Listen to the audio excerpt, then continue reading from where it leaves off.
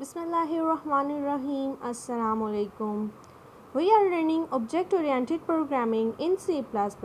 Today's our topic is the escape sequence in C++. आज के lecture में हम देखेंगे what is escape sequence, how to use it, what are commonly used escape sequences in C++ and different escape sequence with their meanings. चलिए सबसे पहले देखते हैं what is escape sequence. Escape sequence are special characters used to control or format the output look on output devices. Means के escape sequence जो होते हैं वो एक ऐसे characters होते हैं जिनकी वजह से हम अपनी आउटपुट के फ़्लो को चेंज कर सकते हैं. हम लोगों ने सी आउट स्टेटमेंट में अपनी जिस तरह की भी स्टेटमेंट्स लिखी होती हैं, जिस ऑर्डर में लिखी होती हैं और जिस फ़्लो में लिखी होती हैं वो एज इट इज़ ही प्रिंट होती हैं. बट अगर हम उस फ़्लो को और उस फॉर्मेट को चेंज करना चाहें, फॉर एग्ज़ाम्पल हम अपनी आउटपुट स्टेटमेंट में कुछ गैप देना चाह रहे हैं या हम अपनी आउटपुट स्टेटमेंट को नेक्स्ट लाइन पे शो करना चाह रहे हैं, कुछ साउंड प्रोड्यूस करना चाह रहे हैं, लाइक दैट, इस तरह का कोई सा भी काम करना चाह रहे हैं, तो हम कुछ स्पेशल करैक्टर्स यूज़ करते हैं. These characters are called the escape sequence. Clear? These characters are not printed same as like comment. जिस तरह हम comment यूज़र की अंडरस्टैंडिंग के लिए अपने प्रोग्राम के अंदर लिखते हैं, सेम उसी तरह जब हम escape sequence लिखते हैं ये प्रिंट नहीं होते, but compiler perform the task related to it and do not show on output devices. Compiler क्या करता है, उस escape sequence को डिवाइस के ऊपर शो तो नहीं करवाता, बट उससे रिलेटेड जो सा भी टास्क होता है उसको प्रिंट करवा देता है. क्लियर? फॉर एग्जांपल हम आउटपुट डिवाइसेस के दरमियान गैप देना चाह रहे हैं या नेक्स्ट लाइन पे मूव करना चाह रहे हैं, तो जब आउटपुट होती है, जब एग्जीक्यूशन होती है, वो एज इट इज़ ही प्रिंट करता है. लाइक उस गैप के साथ ही प्रिंट कर रहा होता है और नेक्स्ट लाइन पे ही प्रिंट कर रहा होता है, बट जो escape sequence हमने इस पर्पज़ के लिए यूज़ किया है उसको शो नहीं करवाता. These statements are used in output statement, that is cout statement. जितनी भी cout statements होंगी हम उनके अंदर escape sequences यूज़ कर सकते हैं. इसके अलावा हम cin में या किसी और स्टेटमेंट में यूज़ नहीं कर सकते. Next is how to use escape sequence. Escape sequence begins with a backslash followed by a quote. escape sequence का अगर सिंटैक्स देखा जाए तो ये हमेशा बैक स्लैश के साथ ही यूज़ होता है. हम first of all back slash लगाते हैं, उसके बाद जो सा भी कोड आप लगाना चाह रहे हैं, जो सा भी टास्क परफॉर्म करवाना चाह रहे हैं उससे रिलेटेड कोड लगाते हैं.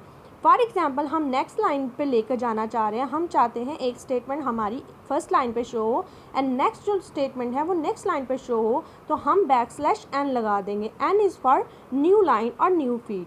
क्लियर? एंड देन इसके अलावा अगर बात की जाए तो बैक स्लैश ए है जो कि एक और पर्पज़ के लिए यूज़ करती हैं. इसी तरह बैक स्लैश टी है जो कि डिफरेंट पर्पज़ के लिए यूज़ होती है. क्लियर? तो हमारा जो सिंटैक्स होता है लिखने का वो ये होता है कि हम बैक स्लैश लगाते हैं, उसके बाद कोई सा भी कोड लगाते हैं जो कि नेक्स्ट लेक्चर में मैं आपको, बल्कि नेक्स्ट स्लाइड के अंदर मैं आपको क्लियर कर दूँगी. The backslash cause an escape from the normal way characters are interpreted in C++. Students, program में जिस तरह हम लोगों ने सी आउट स्टेटमेंट में स्टेटमेंट लिखी होती हैं वो एज इट इज़ ही प्रिंट करवाती हैं, बट बैक स्लैश जैसे ही आती है तो कंपाइलर को पता चलता है कि मैंने इस फ्लो से एस्केप करके इसको जो यूज़र की रिक्वायरमेंट है उसके मुताबिक प्रिंट करवाना है. तो बैक स्लैश बेसिकली एस्केप का काम कर रही होती है. Escape sequence are used for special purpose in programming such as begin printing on the text line, next line, to issue a tab और to print special character etcetera. फिर जो सा भी काम परफॉर्म कर डिफरेंट टास्क होते हैं जिसके लिए हम लोग एस्केप सीक्वेंसेस को यूज़ करते हैं. कॉमनली यूज्ड एस्केप सीक्वेंस, बहुत से एस्केप सीक्वेंस है जो कि C++ में यूज़ होते हैं, बट जो ज़्यादातर यूज़ हो रहे होते हैं उनमें बैक स्लैश ए है, बैक स्लैश एन है, बैक स्लैश बी है, r t, double backslash, single backslash with quote और डबल कोट्स, लाइक ये सारी जो कॉमनली यूज्ड एस्केप सीक्वेंस है ना, जिनको हम लोग प्रोग्राम में कॉमनली यूज़ कर रहे होते हैं. क्लियर? अगर हम लोग इसको देखें कि हम लोग जो है वो इसका यूज़ कैसे करते हैं, तो हम किसी एक को लेकर उसकी डिमॉन्स्ट्रेशन जो है वो देखते हैं. For example suppose we want to print a message on the screen. हम चाह रहे हैं कि कोई सा भी मैसेज जो है वो स्क्रीन के ऊपर शो हो. ठीक है, एक मैसेज है, ठीक है, दो स्टेटमेंट्स का जो है वो एक मैसेज है जो कि हम अपनी आउटपुट डिवाइस के ऊपर शो करवाना चाह रहे हैं. हम जो है वो एक विदाउट एस्केप सीक्वेंस को यूज़ करके देखेंगे और एक विद एस्केप सीक्वेंस को यूज़ करके देखेंगे। तो चलिए सबसे पहले देखते हैं कि अगर हम लोग एस्केप सीक्वेंस को ना यूज़ करें तो इन स्टेटमेंट की आउटपुट कैसी होगी।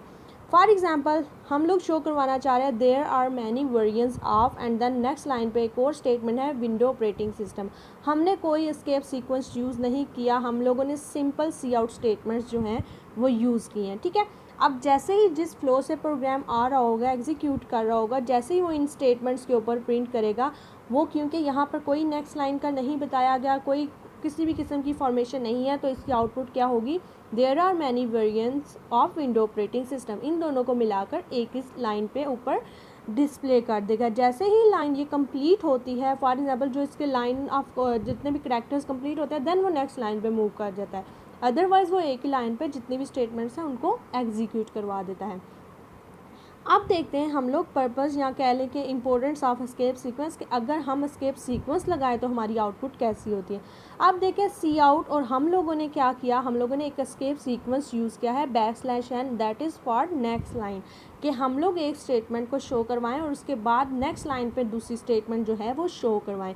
स्टूडेंट्स ये याद रहे कि एस्केप सीक्वेंस जो होते हैं वो डबल कोट्स के अंदर यूज़ होते हैं। जो सी आउट के लिए हम लोग लगाते हैं कि डबल कोट्स में जो कुछ लिखा होता है वो एज इट इज़ ही प्रिंट होता है। ठीक है, तो इन डबल कोट्स के अंदर हम लोग अपना एस्केप सीक्वेंस लगाते हैं किसी भी पर्पज़ के लिए यूज़ करना हो। तो यहाँ पर हम लोगों ने नेक्स्ट लाइन के लिए किया था, हम लोगों ने सी आउट स्टेटमेंट लगाई और \n लगाया और डबल कोट्स के अंदर मैसेज को शो कर दिया। इसी तरह दूसरी स्टेटमेंट लिखी, उसमें भी \n लगाया और नेक्स्ट जो स्टेटमेंट है वो लिख दी।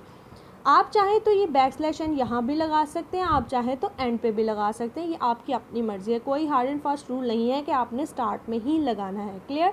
तो इसकी अगर आउटपुट देखी जाए तो इसकी आउटपुट होगी देयर आर मैनी वेरिएंट्स। उसके बाद जैसे ही कंपाइलर यहाँ पहुँचेगा, इट्स मीन कि उसने नेक्स्ट लाइन पे लेकर जाना है, वो यहाँ से ही जंप कर जाएगा नेक्स्ट लाइन के ऊपर, एंड देन वहाँ से नेक्स्ट लाइन को स्टेटमेंट जो है वो उसको प्रिंट कर देगा। क्लियर। तो ये इसकी वर्किंग है without escape sequence and with escape sequence. Clear.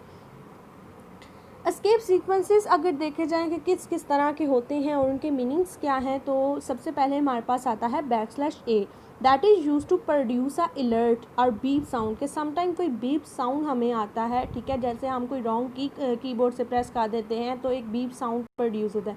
इसी तरह अगर आप अपने प्रोग्राम के अंदर भी प्रोड्यूस करना चाहते हैं, आप एस्केप सीक्वेंस को यूज़ कर सकते हैं। \b जो होता है वो क्या करता है, moves the cursor to the backward of one position, के जो आपकी पोजीशन होगी जहाँ पर कर्सर मूव कर रहा होगा उससे बैकवर्ड ले जाता है। ठीक है, वन पोजीशन। इसी तरह \n अगर देखी जाए, it moves the cursor to the beginning of the next line, कि अगर यहाँ पर कर्सर मौजूद है तो वो नेक्स्ट लाइन के बिगिनिंग में, स्टार्ट में ले जाएगा, देन वहाँ से स्टेटमेंट लिखना शुरू हो जाएगी। \r जो होता है that is move cursor to the beginning of the current line. r जो होता है वो अब अगर कर्सर यहाँ पर मौजूद है तो वो इसी लाइन के स्टार्ट पे ले जाएगा, नेक्स्ट लाइन के स्टार्ट पर नहीं बल्कि इसी लाइन के स्टार्ट में ले जाएगा।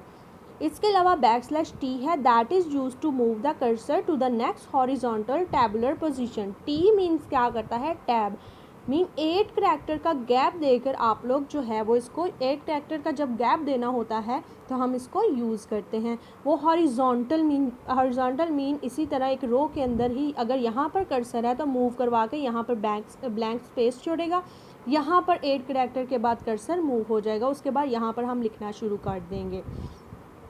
इसके अलावा अगर टू डबल \n की बात की जाए तो that is use to produce a \n, कि अगर सम टाइम हम लोगों ने आउटपुट के अंदर एक \n शो करवानी होती है। फॉर एग्जांपल हम लोगों ने डेट एंड टाइम लाइक इस तरह का कुछ शो करवाना होता है तो हमें \n की ज़रूरत होती है। तो हम क्या करते हैं, डबल \n लगा देते हैं, जिसकी वजह से एक \n एस्केप सीक्वेंस को शो करेगी, दूसरी \n होगी कि इसको प्रिंट करवाना है। इसके अलावा \/ सिंगल कोट होती है, ये सिंगल कोट जब हम लोगों ने शो करवानी होती है, ठीक है, तो हम उसके लिए लगाते हैं। अगर कोई किसी का कोट जो है वो शो करवाना है तो डबल कोटेशन हम लगा सकते हैं। इसके अलावा \f जो होता है वो न्यू पेज जो है वो उसको इंसर्ट करवा रही होती है। क्लियर। तो these are all the escape sequences that are used in C++। Thanks for watching. अगर आपको लेक्चर में से कुछ भी समझ ना आया हो तो प्लीज़ कमेंट में ज़रूर बताइएगा।